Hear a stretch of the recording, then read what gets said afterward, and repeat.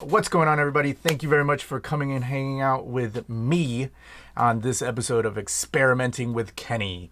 And today I have here a package from SolarColorDust.com. I have a triple thermal dust. It goes from burgundy, brown to magenta. And this is like a heat activated pigment, and it changes to these three different colors again: burgundy, brown, and magenta. And it starts off as burgundy. It goes to brown at 82 degrees, at around 82 degrees, and then it goes to magenta at around 95.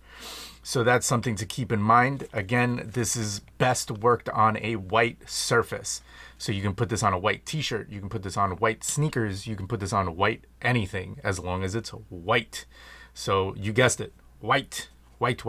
So let's read the instructions on the back of this package for thermal dusts, because it says right there, it'll give you some really cool instructions. It says mix 1 gram to 1 fluid ounce of clear base. So let me stop right there and tell you that the best clear base out here is Angelus Neutral acrylic leather paint. So definitely go check these guys out in the description box below for all of your customizing needs, if you have any customizing needs. And then you want to put it in a clear base and apply it over a white surface. Boom, I just gave you all of the info in the beginning. So now just to reiterate, the pigment changes colors by activation temperature. So the temperatures were 82 degrees and then 95, all right? And then you have their disclaimer, which is constant exposure to the sun can eventually burn the pigment, changing the color change effect. So this obviously has a shelf life if you basically burn it in the sun for too long. So what I have here is my 1 ounce jar. This is something that you can find on Amazon, right? And I will put the link in the description box below, as well as a link to SolarColorDust.com. So let's get started with this guy. So as I open this, I'm going to explain to you guys all of the necessary things. So I'm going to be running a test phase on the same 3 things that I ran it on the last video. And if you didn't see the last 2 videos on this, I had the triple thermal dust black, reddish to gold, and then I had a red, orange to pink. So now this one is the burgundy. This kind of looks a little pink to me. Whoa. Okay. Magenta. All right. I have no idea. I don't even know where this one came from. Crap. I'm mixing paints now. All right. But I'm assuming that that might have been the hot pink to the violet. No, but this one, I'm assuming,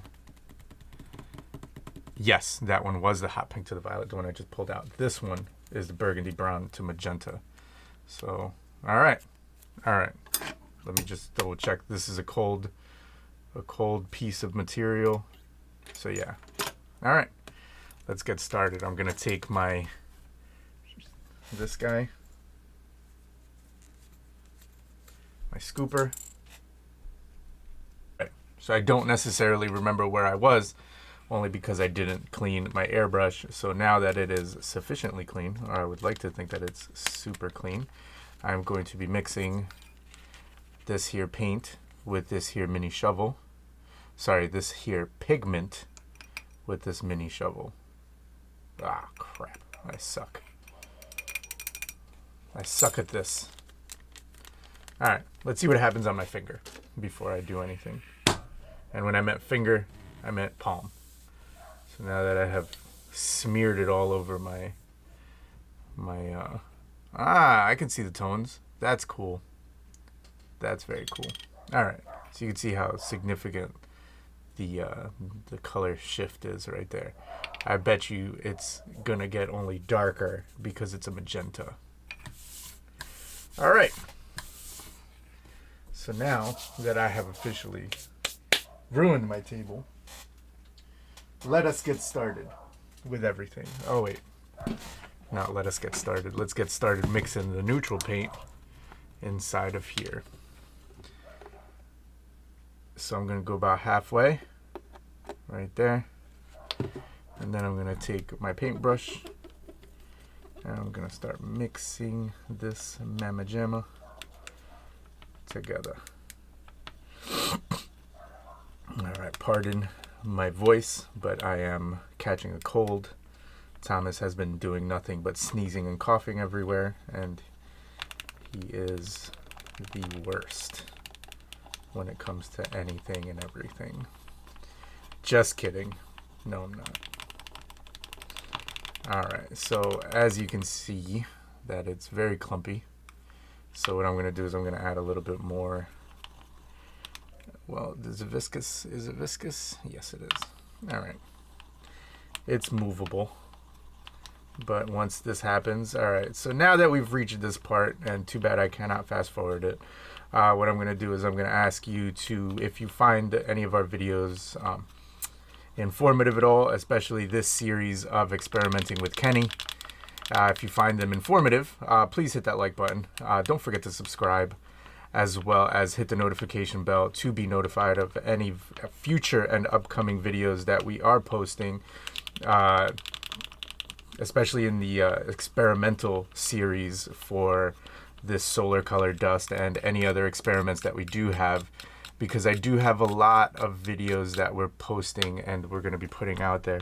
So if you guys want to stay informed and in the know of how to do stuff like this, not only to sneakers but to any type of material really, because I'm testing it out on 3 different materials, and at the end of every series I'm going to mix all of these together in one video completely, and then I'm going to put it on a pair of shoes.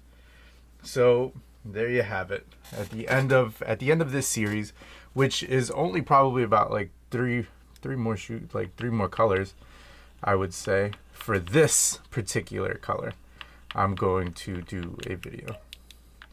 So yeah, this is like that burgundy color that they say that it is. I'm gonna add a little bit more, a little bit more.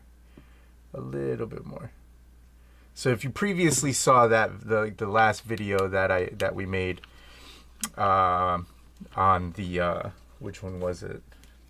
The black, reddish, and the gold. In the beginning, like I previously stated in that video, like I wasn't happy about the way that the colors came out, but at the end, like I had to use my brain. Like I had to figure out, you know, like what was wrong here, why was it doing what it was doing, and then I realized that, you know what, it is literally just a pigment that I'm painting, and what I'm going to be doing with it and things like that. So I, like, in retrospect, I'm very happy with the way that black, red, gold triple thermal dust color came out, like because of you know, the tones and the overall like material that it was going on. So again, I wasn't knocking that paint, I wasn't knocking that pigment. I was just simply stating my opinion and then recanting my previous opinion, because, you know, sometimes you have to use your brain and then figure out that sometimes, you know what, you're the one that's wrong. And that's not a jab at anybody really, but take it as a jab if you want. All right, so now I'm going to put this down because I don't want to ruin my table any further than I just did, as I did before. And I'm going to put down the 3 materials that I'm going to be working on, as I did in the same video the last time. So I'm going to be using a metallic, metal, and a plastic, which is going to be this one. I have my piece of leather, and I'm going to give you the spiel on everything as well again, because that's what I need to do in every video, or else it just doesn't work. And this is my cloth cleaner upper, which is similar to a Vans or Converse or any one of those sock liners, and like a t-shirt, you know. So this is the type of material that you're going to find, like a cotton blend. And this is what we're going to be painting today. We're going to be painting these 3 mediums, and the reason why is because this paint goes on everything, provided that you put the necessary products into it to make it work to your benefit. All right, so what we're going to use to put this on is going to be our trusty dusty. Oh God, I say trusty dusty too much. This is upsetting. It's my Grex XGI.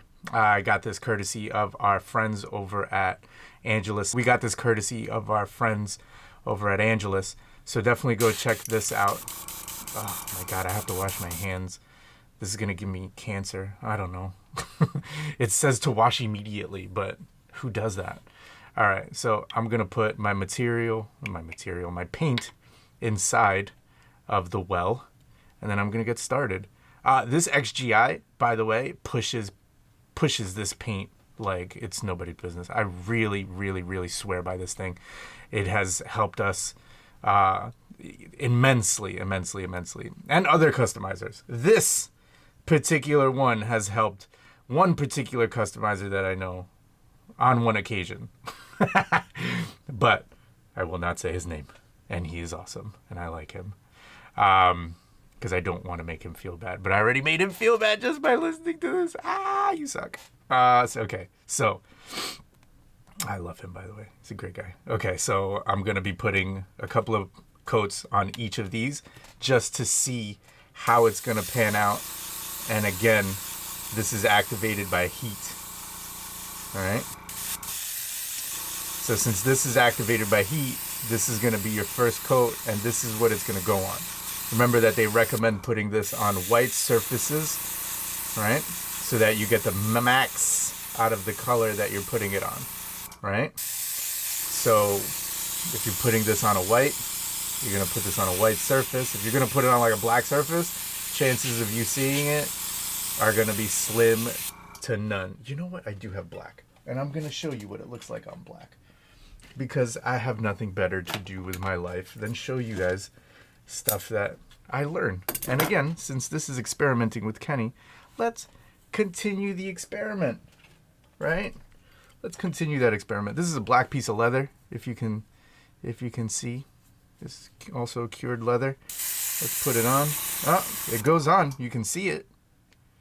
I can see it, at least. I can see that it is a little bit magenta-esque. All right. And then we're going to heat it up. Excuse me. Burgundy-esque.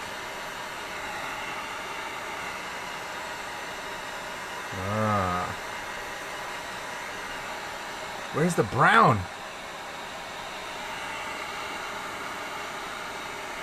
Where's the brown? All right. So that looks magenta-y.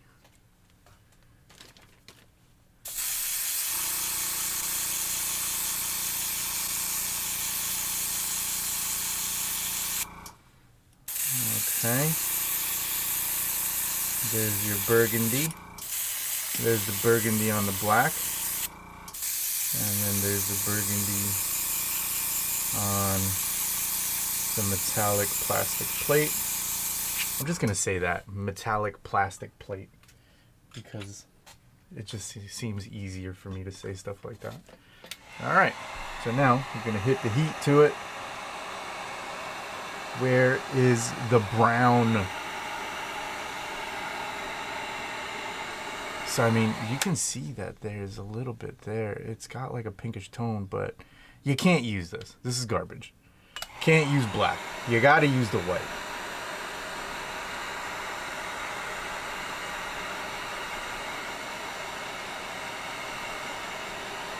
All right. So this is how this is faring out.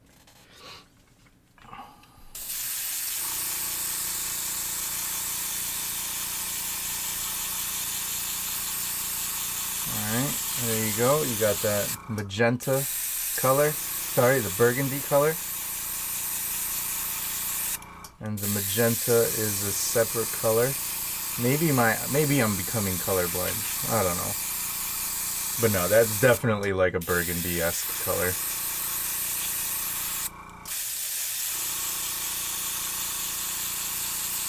All right. And I put a little bit more just to be on the safe side. I put a little bit more so that it doesn't become that viscous. But this is turning, like I see a little bit of the brown, right? Like right there, I see that as turning brown, right? But it's subtle. It's subtle. It's very subtle. And then this is that magenta color that is coming out. So that's it. Let's just give it one more pass because I have a little bit left in the well. So I'm just gonna bring it down, let it go, let it go. Oh, BTW, I'm starting a brand new channel, and it is dedicated to, you guessed it, me being a giant nerd. All right, it is going to be a Dungeons and Dragons channel where I post up almost daily that I play Dungeons and Dragons. Because why? Again, you guessed it, huge effing nerd. So if you have any interest in watching me be a massive nerd, then come and hang out with me on that YouTube channel, and I will post links in the description box below. I'm literally gonna be playing Dungeons and Dragons all the time, which is kind of scary. So yeah, guys, this is the video for the triple thermal dust, and this is the burgundy, brown, and magenta, right? So as you can clearly see, this is a little bit too pink for me, especially on the magenta side.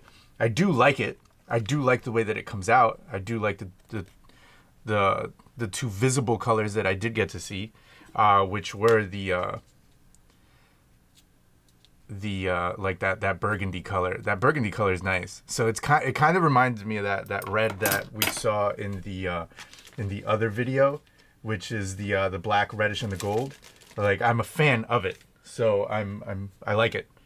You know, so I would suggest this if these are that type of colors that you want on the projects that you're working on. I do have to say that if you're gonna use on this, if you're gonna use it on like a pair of Vans or anything similar, like a t-shirt or whatever, we suggest the GAC 900 on this particular one. If you're gonna use it on this one, you could use a little bit of too thin, depending on the situation. You could also use GAC 900 just to thin the acrylic leather paint out, because Angela's paint is known to be a little bit thick. So you want to use this type of medium to just really, so it doesn't cake on, you know? And then, like I said, like we tell people, if you cake on too much of these coats, and this is an area that's supposed to be bendy, squishy, like a toe box, this will crack. Even if it has the finisher on top, it will crack underneath the finisher, and then guess what? It will finish over the it'll crack over the finisher, and then it'll just crack, and then it's just bad job all around. Like for this one, you can use, for like the metallics, I would use a Bulldog adhesive promoter, or just any adhesive promoter that you can. Get that porous material on top, then put the white coat on top of it, and then put the color that you're going to be working on, like this one. So again, thank you guys so much for coming and hanging out with me on this episode of Experimenting with Kenny. I hope you guys enjoyed your time here. If you guys wouldn't mind hitting the like button, subscribing to this channel so that you can see other videos just like it, as well as the notification bell so that you can be notified of any videos that we have like this coming out in the future. And again, guys, keep crafting, enjoy what you're doing, and have a great day. Thanks a lot.